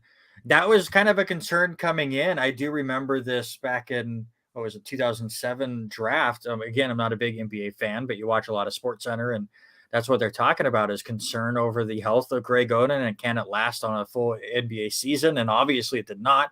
You feel bad for him that the body just kind of gave up on him. And it wasn't that he was a bad player. It was just health-wise, he could not keep up. But yeah, I mean, I get it with Greg Oden, but I think you've missed the big one. And I've yet to see this name on here, so maybe I'm just missing the point. But the biggest NBA draft bust of all time was the one that really started all the busting. 1984's NBA draft was like the draft that you see in the NFL. What is it, 83? That has all of the big stuff with the John Elways and the Dan Marinos, and you talk about the busts that happened there. 1984 was huge. Akeem Olajuwon was your first overall pick. He turned out to be pretty good. He cost my New York Knicks an NBA championship. Michael Jordan was your third pick. He cost my New York Knicks a bunch of NBA championships. Charles Barkley, NBA MVP and NBA finalist. He was the fifth pick. Gonzaga's own John Stockton was the 16th pick. There was a lot of fantastic names in this draft. But you did notice I said Michael Jordan was third and not second. So who was this fantastic player that got drafted before Michael Jordan? Oh, it was just this Sam Bowie guy who never made an all-star game in his career. Did end up playing 11 seasons. He averaged about 11 points a game. He was okay. But to me, what comes out as a big draft bust is who you were drafted in front of. Mm-hmm. And there's nobody bigger that you could be drafted in front of than Michael Jordan, who ended up being the third pick. And Sam Bowie is forever linked to Michael Jordan as the guy that got drafted before him. And to me, that's what really registers as a bust. So Sam Bowie is my first pick here on this one. Give us your second pick. And I'm going to kind of agree with you for a second, and with your list, and you look at some of these guys' name on there. Is Charles Barkley? I know I'm going to turn it a little bit. Is Charles Barkley one of the greatest players to never win a championship? Absolutely. We had this list before when we first started the sports-related draft, and we had, I think Khalil was the one that was our guest judge for that, where we talked about greatest players not to win a championship. And I want to say the three of us, for the most part, stuck with NBA players in the 90s because Michael Jordan made sure most of them did not win a championship. And I think you ended up winning that one because you had some newer players on there. I think you put Allen Iverson or something, and he jumped all over it. But yeah, we stuck with a lot of players in the 90s because Michael Jordan did that to a ton of them. Well, and I'm probably going to get a lot of grief with this one, and people are going to probably disagree a little bit because he does win 2 championships. On the bench. On the bench, he gets 2 rings. But I'm going to say Adam Morrison, what he did, he put up unbelievable numbers. He was the third pick out of for Charlotte, out of Gonzaga University. Some career numbers, 1,200 points or almost 1,900 points there at Gonzaga. Averaged, I want to say, almost 20 points a game there. But then he gets into the same issues with what happened with Oden. He had a couple injuries, didn't play near as many games. He gets to Charlotte and averages half of what he averaged in college. And yes, we know you go from college, you go to NBA, you're gonna see the the fall off a little bit, but Mhm. the major fall off was after that injury, and he gets back and when he goes and plays for the Lakers. I mean, he looks at Lakers, averages less than just over 2 points a game, 1 rebound a game, plays 39 games for him, gets 2 rings, like you said, off the Mhm. bench, and that's pretty well it. But then I think the biggest part we see with what Adam Morrison does is, he plays those couple of years and then LA cuts him. So then he's picked up by the Washington Wizards, and less than a month later, he's cut, you know. And then the same thing happened in 2012. He's drafted by the Portland Trail or picked up by the Trailblazers and then cut again within a month of making the team. So, it just shows that the youth of him didn't live up quite to the hype of what he could do. And I think number three, and I know you and I have talked about this before, I think him being drafted number three kind of put a little bit more of the arrogance in him and thought he was Mhm. one of the better players. I think he was drafted way too high. Yeah. And I think that's what ended up essentially knocking him down. Now I've seen him, I've met him a couple of times, still kind of that kind of person, but I think he has to be in the conversation easily, of the top six Yeah, biggest he draft he busts. dominated the college game, but he never to me looked like he was going to be a player that was going to be great in the NBA. He just didn't have the size that would really play with the big boys up there and the pros. And it's I see a lot of that with Drew Timmy, and there's a reason why Drew Timmy has played for Gonzaga for 53 years and not went to the pros, because I think he feels the same way, as he wants to stay and do the college thing as long as he could before the draft. And Morrison, just 3 years with Gonzaga, just was never a real fit in the NBA. And you watched him with the Bulldogs, and he had a rough time mentally and emotionally. And you saw him on the game that they ended up losing in that tournament, where he started breaking down before the clock even ran out. He just couldn't hold his emotions back. And I mean, he played with emotion, both good and bad, and it just did not work out for him in the NBA. So that is your second pick. My second pick, let's go to 2003, which possibly could be the greatest top five to ever be drafted in any NBA draft of all time. Right? I mean, when you look back at I'm 2005, LeBron James was the clear number one, and it was a big race with the whole NBA lottery is who is going to end up getting LeBron James. And the Cleveland Cavaliers obviously ended up winning that draft. Second was the Memphis Grizzlies, who won it, but they had to give their pick to Detroit due to a trade back in the 90s. I watched a short, I don't know what part of a documentary it was, of Jerry West talking about that whole situation, where there was a trade in the 90s where Memphis would give up their first round pick to Detroit as long as it wasn't the number one pick. So they were one spot away from getting LeBron James, and instead they didn't get a single first round pick. Completely crazy situation there. So Detroit had the second pick. Well, we'll get to that in a second. The third pick, how about Carmelo Anthony? He had a pretty decent career, not the greatest player of all time, but he was a pretty good shooter. Chris Bosh was a pretty good big man. He was the fourth pick.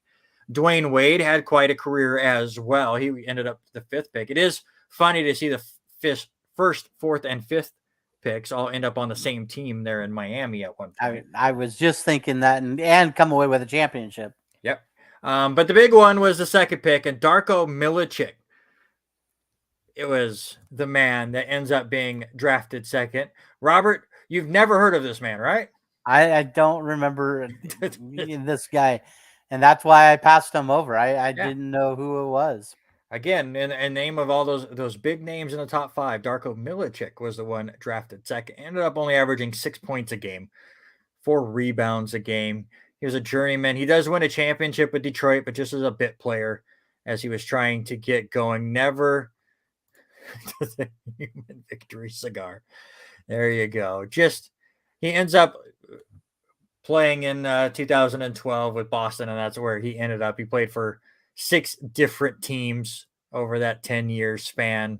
Just was never really anything. And again, when you look at the rest of that top 5, it just shows how much of a bust that he was. With how great that draft was, he still ended up second. I'm looking. I don't know who he is. Just Exactly. don't Super do. bust. Super bust. All right, give me your third. He already said it. I'm throwing it up there for him. Danny Grubb, you picked it. My You number did 3. it. Put it up for him. You already had it wrote down. Stop. I had it up, but I'm gonna post up there. He did pick 2 of my 3 guys, and that's Kwame Brown. And this, even with his story, him playing decent career, number 1 pick for Washington. This was Michael Jordan's first pick as a Washington Wizards owner, and so the expectations of him coming out was extremely high. His biggest thing, yes, he scored a lot of points, but he played for a lot of different teams over those seasons. I mean, he played for Washington, played for the Lakers, played for Detroit. He scored over 3,300 points, but he just never could get through the average. His average that as a professional basketball player, he averaged scoring 6 points a game for a big man. And that's the biggest thing. And he was going to be that protege that Michael Jordan was going to help.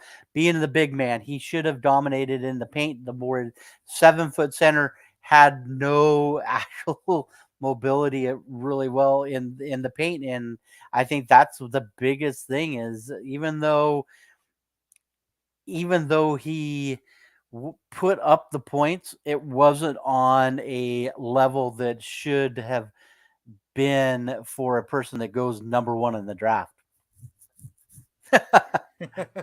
We talked about that last night too when we were making our drafts. Yeah, it's another decent one. It's another player that I remember there was a lot of question marks going in. Michael Jordan, that became his pet project as the owner of the Wizards. It just shows how bad of an owner Michael Jordan ended up being. We'll have a story about that here pretty shortly. But I don't think he was that great. He was just a big name. But yes, he was definitely a bust. My last one, I don't watch a lot of the NBA, so I don't remember this guy as well. But Anthony Bennett was your overall number 1 pick for the Cleveland Cavaliers back in 2013. Anthony Bennett was out of the NBA by 2017. Was only there for 4 years. In 2 of those years, he got docked down to the D League from the teams. Oh, yeah, by the way, he played 4 years in the NBA for 4 different teams. 4 different teams tried to make something of Anthony Bennett. The Cavaliers, the Timberwolves, the Raptors, and Nets all tried. They just could not get anything out of this guy. A number 1 overall pick, averaged 4.4 points a game. Averaged just 12 minutes a game. Shot 39% from the field as a big man. Just could not get anything going. 6'8" guy. Big power forward, ended up being your number 1 pick. Oh, yeah, by the way, Victor Oladipo ended up going second. He was a pretty good player. And then there's a player that was drafted all the way down at 15 in that draft that people might have heard of. I mean, he has that cool nickname, the Greek Freak. Giannis Antetokounmpo. Anybody ever heard of him? You've heard of him. You've not heard of Anthony Bennett. So those are our picks for this week's draft. Robert went with Greg Oden, Adam Morrison, and Kwame Brown. I went with Sam Bowie, Darko Milicic, and Anthony Bennett. Don't get it, Eric. I don't understand. Big Country is a good option as well, but he has a cool nickname at least, I guess. So there you go. Again, the NBA draft is in 2 days. San Antonio as your number 1 pick. I guess they're set to draft this other player that has a really weird name to say. We will see what happens there. Hornets pick 2nd. Portland picks 3rd. Houston is 4th. And Detroit picks 5th. That is your NBA draft preview here on the R&R Sports Report. Any interest in this draft? Mr. Hagan. I did watch a few seconds in the thing. I want to say his name. What was it? Victor Wembanyama is the guy that you're talking about. Should go number one. He threw out the first pitch. Unfortunately, maybe that's a jinx for you because he threw out the first pitch in New York wearing pinstripes tonight. So it's not like it wasn't because he's going to be playing for the Knicks. That's for sure. It's just the draft is up there, and might as well let your number one pick in your draft throw out the first pitch before the Yankees defeated the Mariners 3-1. Yeah. Some NBA news, something we rarely have here on the show, but we had to mention Ja Morant getting a 25 game. Ooh, you said it right. You got the pronunciation right. And Eric Watkins is really good at this pronunciation stuff. But 25 game suspension for Morant due to conduct detrimental to the league. There was videos with him waving around guns. He kept apologizing and kept doing it, and has just made a complete mess of everything. Thoughts on the suspension? I think it's more than appropriate. I think I like a little bit more what David Silver's doing with this and what he has to do to get back in. I think that's the bigger part of this whole story. And, this is the second time since March with this going on, but before he comes back, he's got to go through all of and fulfill a program and do that. He's not going to be able to practice and do anything with the team. This guy is going to lose probably close to $8 million easy. Does, with all that being said, he's already made a fair amount this year, but does the NBA look for something going a little bit different? NBA sports related. Where does story to come from the 2019 class? I have to look up the 2019 NBA draft. Please hold on. Please hold. Continue. But I think that's the big thing is I love what David Silver is saying. You have to complete this stuff before you come back in, and it has to. But besides that, is what does it look like in the community? And Memphis is a smaller. It's not a big city in there. What does this now put in the eyes of some of these guys that are drafted of? How? Oh, this is the Zion draft. Okay. Yeah. What do these guys have to do to figure crap out? Not to be a total dink, packing around guns. It's the same thing with that as what we did. I told you pre-show that Tyreek Hill is in trouble again after his little altercation on Sunday. This is the second altercation with him. Just because you are a big star and know these guys and you're famous and all that doesn't give you the right to be a total dink and do things that anybody else would do. And I think that's the big thing for me. The problem is it depends on the situation. A lot of these professional athletes can act like a complete dink and get away with it because people allow it. And now it seems like some of these leagues are finally starting to step down a bit and put their foot down. Thankfully, we are seeing that with all the different sexual harassment situations that have gone on in all of the leagues. That seems like a lot of the leagues are really pushing down on that. We saw that with Trevor Bauer.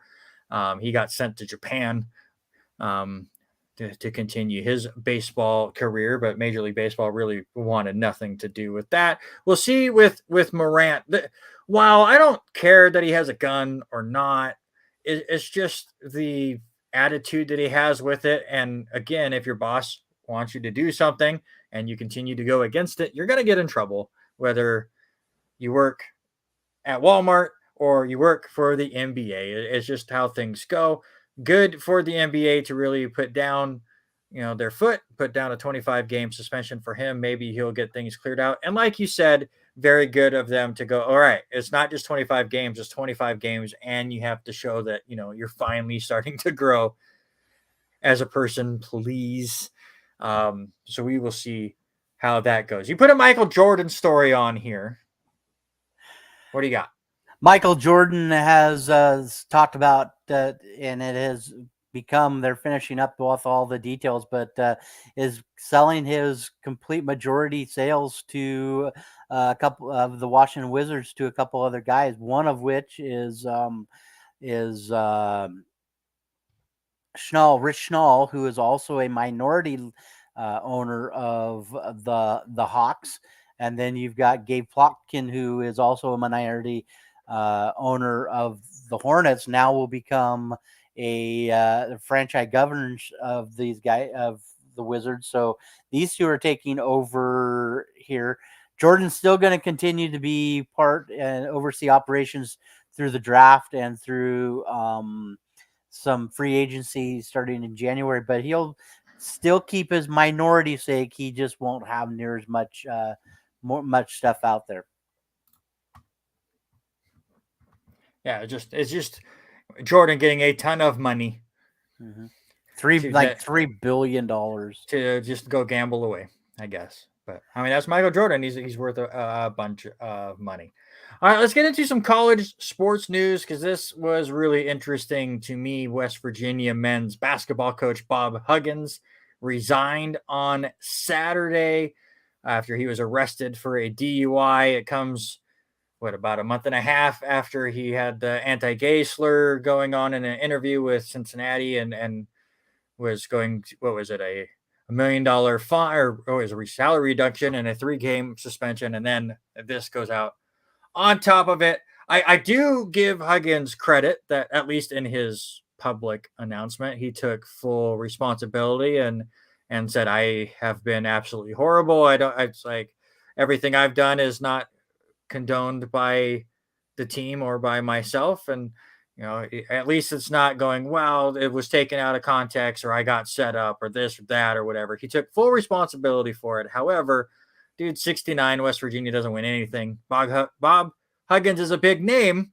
He will land somewhere and coach again. But your thoughts on him being let go by West Virginia? And this is the second time that he has had an alcohol related issue. But, had a blood alcohol level of 0.21, almost 3 times the legal limit there. Excuse me. And I think that's the big thing is after he got caught, they got it. I don't know if you've read into the story. I guess his rig had broken down and he had a flat tire. They asked him to move it. Then he was swerving all over the road and got him. He actually got in his rig and moved the car in front of the cops and all that. So, but his thing is he did take accountability. Yes. Being the second time that he has been arrested of DUI, I think really got on the anti-gay slur that happened a month and a half ago. It really added to the pressure of what was going on with him.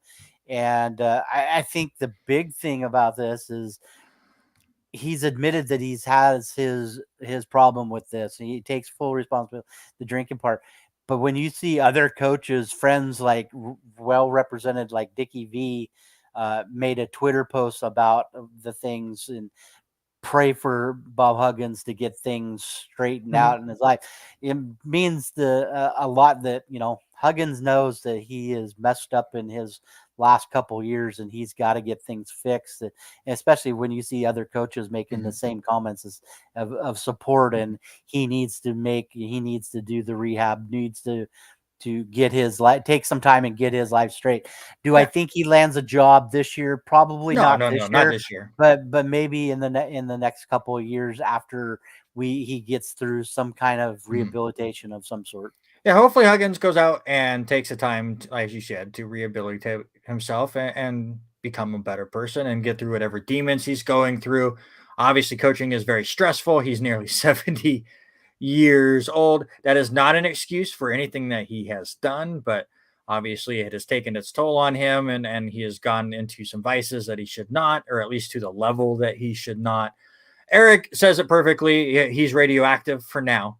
But we have learned in coaching circles, as long as you're a good coach, the radioactivity goes away pretty darn quick. I'm with you. He won't coach next year. I would be shocked if he is not coaching somewhere the year after, though. And whether that is right or wrong, that is not up really for us to decide, but it is going to happen. And I'm with the rest of those coaches. I hope he is able to get his life back on track. I'm not one of those people that completely just rides people off to the sunset for making a mistake. And listen, again, he's 70. He grew up in a different era. So him letting off those anti-gay and anti-Catholic slurs, is it right? Absolutely not. Is it surprising? Absolutely not. Again, he grew up in a whole different time. It is tough to change your skin. It's tough to change what you grew up with. I'm still trying to work on some things myself, and I didn't grow up in the same time as Huggins, but again, the 80s and 90s are much different than the 2020s. Let's just say that. And there's still things that I continue to work on to this day, but that's the whole point. You're supposed to work on it and try to get better. And with social media, we just try to destroy people for slipping or saying something years ago. So I will not bury Bob Huggins for any of this. I just hope he's able to clean things up. Yeah, you said it. It boils down to those guys come up in a different era. You look at Bobby Knight and what some of these guys have come back and how he coached and doing with that. And Eric is right. He's kind of radioactive for the time being. He's that front story, but he will drift back off into a different spot and get another role that will make him a little bit better. And we lead into that with another one of our stories in the NCAA football side of it. Let's talk about Mike Leach for a second. Mike Leach, the same thing, Texas Tech. He was accused of the things and locking the players in rooms and sweating them out and that stuff. And then all of a sudden he gets let go, and guess where he ends up? He ends up at Washington State and puts up some numbers at Washington State. And then all of a sudden everybody kind of forgot about what he had done. So, yeah, because Mike Leach just turned into a goofy pirate. And everyone went, oh, look how goofy Mike Leach is. He's just off his rocker. He's meant nothing wrong. And now he'll be inducted into the Hall of Honor for Texas Tech after they let go. That's a crazy thing. Speaking of crazy, how about San Diego State telling the Mountain West Conference, hey, we're planning on leaving. This is not us officially leaving until we find a new boyfriend. But for now, we're still in a relationship, but I am searching. I'm keeping my options open over here. But if nobody cuter wants to date me, we can still be together. That's cool. But you can't be mad at me for getting on Tinder. So we're saying, I was going to say, so we're saying that San Diego State has joined Plenty of Fish and they're doing that. So it's a little interesting with what's going on there, but their name has been linked with the Pac-12. I would not be surprised if that's what happens, knowing where things are going to change with USC, UCLA. Do we think San Diego State sneaks in there? I think it is. And yeah, I mean, sweep right. Yep. I think that's what happens. Actually, really quickly reading through this EA Sports lawsuit, I did not even know this was happening. The Brander Group is suspending EA Sports. They're alleging that EA is trying to go around them to try to make deals with these athletes to participate in their upcoming NCAA football game. Brander Group is the one that is supposed to be facilitating all of that. Apparently, I haven't read a lot of it, Eric, so I'm sure you and I will message back and forth about it. But I've said this before, and I will say it again. I'm a huge fan of the NCAA football games back in the PS2, PS3 era. They're some of my favorite games. I will still go back and play them. I am deathly afraid of a new NCAA football game still under the EA Sports banner. Just go look at what has happened to Madden for what is going on with EA. Look what FIFA did with EA. All right, I can't do that company anymore. And that news, just reading the quick headlines, is not shocking. Real quick before we move on to, I'm sure Robert Taylor's fallen asleep on us because he's tired of us talking about anything but his team. But before we get to the Kansas City Chiefs, Robert Taylor, if you're still out there, how about Coach Dion possibly losing his foot? He lost 2 toes in 2021, is still dealing with pain and circulation issues. Will we see Dion out there in some kind of a cowboy, or not a cowboy, but a pirate stump or something out there on the sidelines? Well, in reading everything that has went on with his, he had a conversation. I forget who his. He had an interview the other day with, but he blatantly said that he wants to get it done sooner than later because he can't do it within the next a month or so. As we're down to 7 weeks before our first game, so some of these practices are happening. He has said that this is probably going to happen and end up losing his leg. So it'll probably be another one of those. It is probably going to be another one of those. Coach on a scooter a little bit, but I think he does end up losing his leg, and we'll see him out on the field with a prosthetic probably within the next year. Vent for just 30 seconds while they update this. Vent about anything and everything. I should be winning the sports related draft. So I think Eric. All right, I'm done with that. Eric, I think Eric. No. Eric Your venting is gone. You're muted. All right, here is your scoreboard update. All right, that was a bad decision by me. Well, what's funny? Whatever he wanted. What's funny is you say you've muted me. I think my wife wants a mute button. We got to figure. She probably wants to figure out some kind of mute button for me to zip up. We got to get on that for sure. Here is your scoreboard update.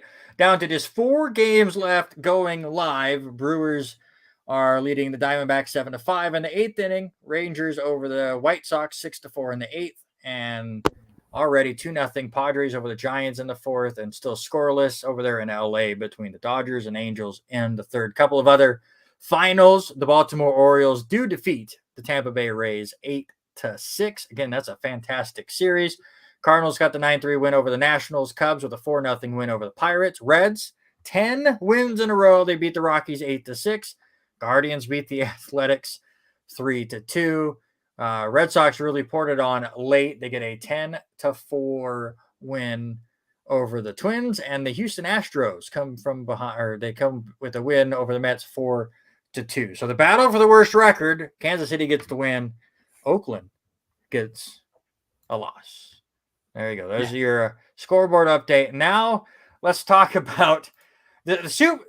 We're in the comments between Denny Grubb and Mike Tacko earlier. They were arguing over rings, and Denny brought up that theirs were bigger. The gaudiness of these Super Bowl or World Series championship rings are just getting outrageous, especially the Super Bowl rings, and the Kansas City Chiefs rings are no different. When I put the story up there, you said you had not seen them yet. Have you seen them now? I still have not seen them. Today has been the last few days have been kind of busy, so no, I have not seen them yet. Give me a minute and I will pull up a video here. Just the one I want. Do they look like the new World Championship belts on WWE? Gaudier. Yeah. They're beautiful. I knew Robert Taylor would like them. This might get us in trouble with YouTube, but I'll play this video. Sorry, YouTube, if you're mad at me for playing this, but this is your Super Bowl rings for Kansas City.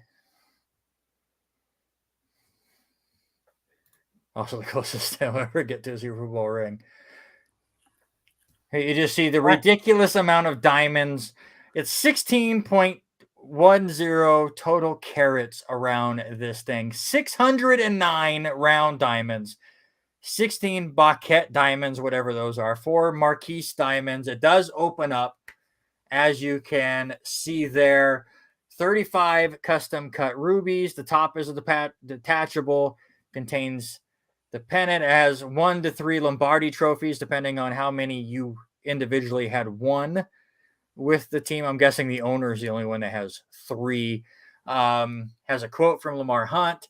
as the different scores during the playoffs. And this is where things get stupid. And this was why I continue to say Kansas City is weak-minded, and they let outsiders continue to get into their brains. We saw that with Patrick Mahomes, where Jamar Chase had made a comment, and Patrick Mahomes could not help but tweet out something with his 2 rings towards him, because you have to have outside talk for the Chiefs to do well, apparently. And everyone was against them, and nobody believed in them. And it's not like nobody thought they were a good team.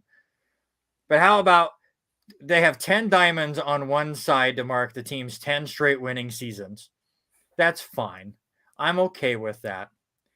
The 38 diamonds on the top to mark the 38 points that they scored against the Philadelphia Eagles. That's fine. It's silly, but that's fine. But the one that is just stupid and over the top, 54 diamonds to commemorate the 54-point deficits that the team overcame in their last 2 Super Bowls. Just stupidity. And I hate it, and it's petty, and it just makes my head hurt. But it's just say we put a bunch of diamonds out there. Not every single thing of diamond has to have a story, especially look at the comebacks we had. That nobody believed in us, and what a great underdog this Patrick Mahomes-led Kansas City Chiefs team was. Both times they won the Super Bowl, right? So how much is this ring worth then? $10. I don't know. Well, what's funny is if that many diamonds are going in there, it's worth $14,200. Times that by how many employees / this / players / that's a big chunk of change. All right, that's what you can buy. Hold on, maybe this is the wrong story. This is what there's 100 available to buy. Honoring the Chiefs' 100 regular season victories at Arrowhead Stadium over the last 2 decades, only 100 of these rings will be made available to the public for purchase to cost $14,200. I mean, that's just nuts to think of putting that many in there, and for 54 of them to be because of their deficit comebacks. They're stretching to get their diamond as big as they can get them. That is just no. Some of them are saying that the final price usually ranges between $30,000 and $50,000 per ring. So is there a dimension on it?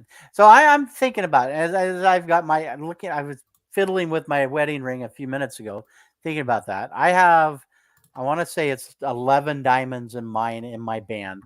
But I mean, they're smaller ones. And to think about that, okay, now you've got 609 diamonds, we're talking what, close to 750 diamonds in that. How big does that ring have to be? If you have short, stubby hands like I do, that ring would come all the way up here and go well below my finger. It's just nuts. You're right. I have not won a Super Bowl. But add me to the list. So yeah, there you go. They're huge. Big. You're not wearing those. You're not wearing those out. You're putting them in your safe or in your lock case in your room with your trophies and all that, and they're locked up. It's just.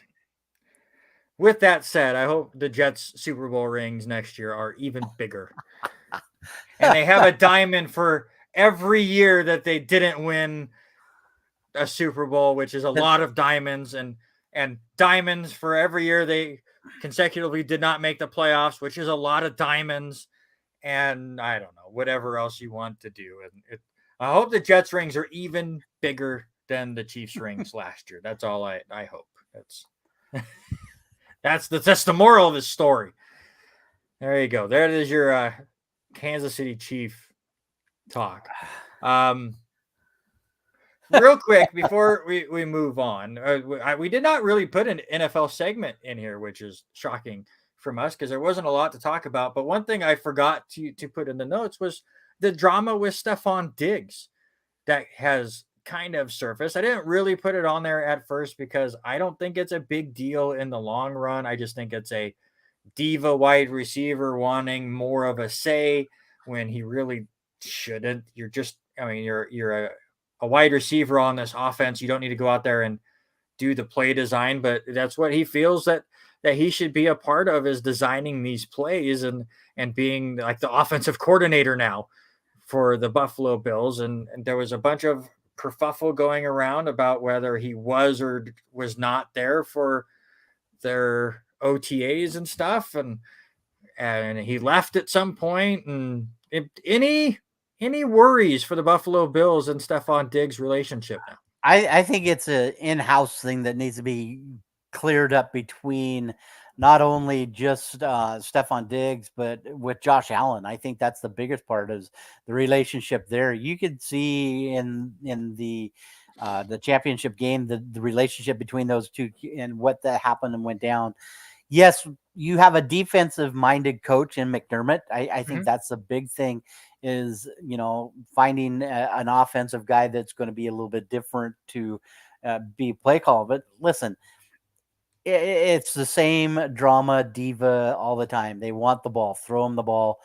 You are not a Jerry Rice. You are far from being one of the best receivers ever to play the game. You didn't see Jerry Rice complaining about it. He had to adapt, and that just tells me one thing with him. He needs to work harder with Josh Allen. If that's the case, find ways, go practice elsewhere together, find ways to become more in tune with each other. But I think that's the biggest part that we see with some of these players nowadays is how long are you in with this team? I mean, players are constantly changing, and so you can't get the rhythm as well as they did like in the 80s and 90s, with Steve Young and Joe Montana with Jerry Rice. I mean, they didn't have that relationship where they knew each other's moves, they knew what they were doing. I mean, that's the big thing, is these players are gone. So that when they come into these new teams, they automatically think, give me the ball right now, I can do things. And that's just not happening. I mean, maybe the only person right now that we're seeing that with might be Justin Jefferson and what he's done the last couple of years up in Minnesota. Moral of the story is, as was the case that I brought up last week, running backs are undervalued and wide receivers are overpaid. Let's move on to the PGA US Open. I watched a lot of Sunday. You watched a lot of all 4 rounds. Your thoughts on that tournament? Listen, I sat and where the tournament started on Peacock on Thursday morning at 8:00. I was watching through Peacock, through USA, to all of it. And then the same on Saturday. Saturday's NBC did huge coverage with it being on the West Coast. Now I have to correct myself. And I did say this was the first time that they had the US Open in Los Angeles. I didn't realize they were categorizing the Riviera as in Los Angeles. It is a few miles outside of it. So this was the second time in, but anyway. The Los Angeles Angels do not play in Los Angeles either. So unbelievable tournament. Ricky Fowler and Xander Schauffele started things off like a house of fire. Both of them shooting 62 on Thursday. It was the lowest score in the U.S. Open, and really had another chance with Tommy Fleetwood on Sunday doing the same thing. We'll get to that, Eric. We'll get to that here in a minute. But those guys come out thinking right away that it's going to be low scoring. Both of them are 8 under going through Thursday. It was crazy to see that. But then all of a sudden, the country club kind of started wreaking its nasty head, and you started seeing some hard shots through some of the rough. I mean, we're talking Bermuda rough that's 4 inches deep and trying to hit out of 4-inch deep rough, the viscues around the whole place. But I thought that the course was nice. It was well maintained. There's only a couple of holes that I saw that had, I thought, a little bit of challenge to it, but Ricky Fowler played unbelievable. I think that we are starting to see kind of the resurgence of Ricky Fowler. He played well. He was the leader through 54 holes, and then Sunday, it happens with every Sunday round of any major. It kind of reared its head and took Ricky, and he ended up shooting +5 on Sunday. But the biggest thing was, not to take anything away from our winner, Wyndham Clark, who has won his second tournament in within like 5 weeks, as he had won not too long ago. But first major win for him, 7th appearance in a major and wins. He did not make the cuts in any of those, so congratulations to him. But you looked at the bigger thing was how some of these course details had come out. Some people were getting a little loud about it. Bryson DeChambeau was one of those guys. Victor Hovland, who is very quiet, started speaking up about how the course was. You look at hole 15 alone. Yes, it gives up 3 aces over the tournament, but look at what the shots were. On Thursday, it was a 124 par 3. You had Friday, it was 115. Saturday, I don't know if you watched any of Saturday's action, but an 81-yard par 3 on Saturday, and then you get 139. It was crazy to see some of these shots. We're talking par 4s that were over 400 yards. There was one that one day played par 5 that was playing right at 600 yards. So hats off to USGA for making it a little bit difficult, but it's a major. And it's the U.S. Open. It's supposed to be. And for those U.S. Open, you're barely even supposed to break par.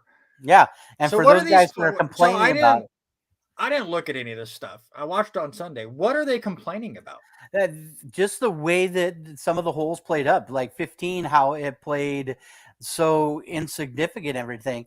And I didn't send you this. I was going to send you this, but we always talk about those books and how these greens feeds look. And I want to see, it was not the New York Times, but one of them had put out what the greens looked like on each hole on Saturday.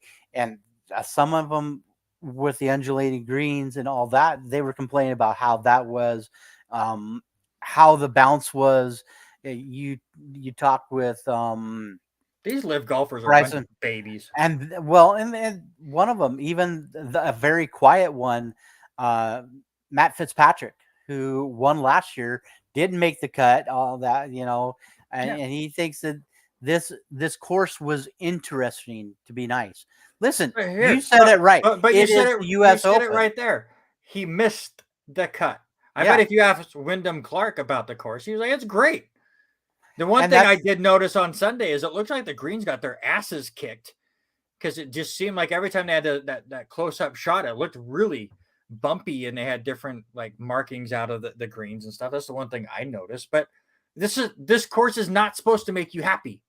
And people went bonkers on it on Thursday, and they made it tougher, and they did a good job of it. And it was a challenging course, and you failed. Stop crying. It wasn't the course's fault. Why don't you go back and play the black course at Bethpage or whatever? Because that one was fantastic for scoring for you crybaby golfers. Go back to your live tour and your mini golf courses or whatever they play over there. Yeah, and that was the thing that was crazy. And but I finally had gotten to see what I'm trying to get here. Hold on. All right, we're running out of time there, sir. But I'll send you the link. But it was kind of cool to see what these holes look like in their designs. And I'll put it up there a little bit. I know it's a little tough to see, but these are tough layouts. You look at some of the hole placements just on Saturday on hole number, let's go to 15, everyone that we're talking about. I mean, it's 6 feet on, split the difference, 6 and 11 feet wide. You have to do it. But that's the biggest thing. And when these reports came out and all that was, Listen, it's for me, it's the US Open. It's supposed to be tough. It's Yeah. not supposed to be a challenging course. It's the same as with the Open coming up in about 4 weeks from today. I believe it's 4 Mhm. weeks from today when the Open starts. And some of those courses that we've talked about, one of the toughest ones you said, Black Page and Mhm. that. It's just listen, if you don't like it, don't play the US Open. Hands down. Don't play in the PGA Tour, even though it'll be the same as Live apparently, and we won't get back into that. But it's a mess. Wait, just a bunch of crybaby golfers. It's just all there is to it. Let's get to Aussie rules football. Not a ton to talk about, as there were only 6 games, but your Geelong Cats ended up with a big loss against Port Adelaide, 110-72. Sydney loses to Brisbane, 97-81. A huge win for the GWS Giants, 106-36. How about Richmond with a 90-70 win over St. Kilda? Carlton with a big win over Gold Coast, 120-61. And Eric's Western Bulldogs taking out Harry's North Melbourne Roos, 105-84. Not a lot of changes in the ladder. Collingwood moves up to the. Well, I flipped the wrong ones. Port Adelaide moves up to the top spot as Collingwood was on the week off. I colored the wrong section there, but Port Adelaide is now your number 1 team. Western moved up to the 7th spot, passing Adelaide. Again, a lot of this comes with 6 teams were on a bye. Some movement just outside of the top of the ladder, trying to get into that top 8. But just overall thoughts on your team's loss. And another week loss with the Dangerfield comes back, but this is not the same dominant team that we watched last year, as these guys ran through everybody last year. It is not the same mentality with these guys, and it's been tough to watch. Right now, we're below 500, and even with it being a bye, the week before, we're sitting 6 and 7. Yes, we're outside that line at 8. Can we still do it? We're still, what are we, week 14? So we still have 8 more weeks to go. So nothing to, Danger had been playing with collapsed lung, broken rib. It's just crazy what these guys play with. But it'll be interesting. They do take on Melbourne, another top 3 team. So it's going to be a rough couple of weeks for Geelong Cats. Yeah, not a ton on TV for you this week in Aussie Rules football, but a good one. Friday morning, if you want to watch the replay of it, St. Kilda, who is 5th in the ladder right now, taking on Brisbane. They are 4th in the ladder, so that's a pretty good one. And that's set at 2:50 a.m. Pacific time. So again, watch the replay or just don't sleep, I guess. And Fremantle. Jesus Christ. He's not in the NBA, sir. This doesn't count. That vote definitely doesn't count. How do you... I don't want to block Denny Grubb. I wish this was like Twitch where I could like mute him for 30 seconds. It just doesn't work that way. But Denny, come on, man. Fremantle versus Essendon is Saturday morning, 2:25 a.m. That one is an okay game as well. You had already mentioned your team taking on Melbourne on a Thursday morning. Hawthorn takes on Gold Coast in a game that nobody will care about late on Saturday night. Real quick, NASCAR was unblocked. NASCAR was off this week. They will be at Nashville next week. This is the switch from Fox to NBC for them. So I like the NBC broadcast a lot more than I like the Fox broadcast. So I'm excited there. In 2 weeks is a Chicago road course, which is literally on the streets of Chicago. That race will be very interesting to see. Any last quick thoughts? That's back-to-back weeks, right? So yes. We've got Nashville and then Chicago. So it'll be interesting to follow those two. So record them. Yeah. Any quick thoughts before we get out of here? Megan pipes up. Listen, Denny's Denny, and he does have a win in our draft. So I cannot knock him. He has one win. But as far right now, I think you and I are split. We got to have some people What are you talking? Who vote? Nobody voted for you. I think Eric did. I could have Eric swore voted for was. me. No, Eric didn't vote for Eric's you. the only vote, sir. Was it? Danny, I think, is going to say me because he picked 2 of the 3. So, Yeah, and you there were you go. wanting to block him. There you go. Nah. So we're not quite done. Megan might go back and look and No, vote. it's We'll over. see. I think. Yeah, trivia. Real quick before we get off the air, trivia. I have watched several episodes of Stump the Schwab. I have a format in mind now. I just got to figure out how to get everything placed as far as StreamYard goes and the way I want the trivia to set up. I will ask this right now. We have Denny and Eric both here, so I'll ask you both for this first trivia, or if it's the only trivia that I have between you two. Do you want me to set it up baseball only?